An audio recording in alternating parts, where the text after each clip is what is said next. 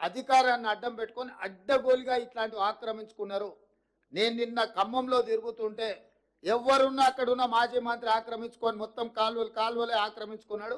ఆ నీళ్ళంతా ఖమ్మం ఊరి మీదకి వచ్చి పడి ఖమ్మం ఊరంతా మునగడానికి ఆ మాజీ మంత్రి గారే కారణం అని నాకు ఫిర్యాదు వచ్చింది.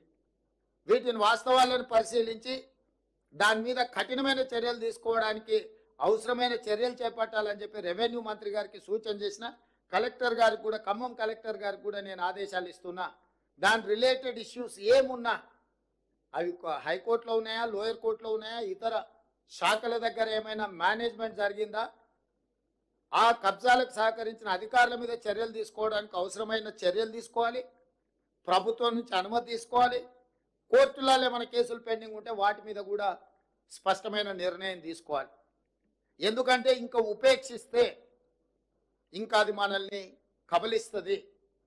ఇవాళ జరుగుతున్న పరిణామాలు, పేదోళ్ళ ప్రాణాలు, ఆస్తుల నష్టం పోయిన తర్వాత కూడా ఇంకా ప్రభుత్వం మీనమేషాలు లెక్క పెట్టుకుంటూ కూర్చుంటే ఇది మంచిది కాదు.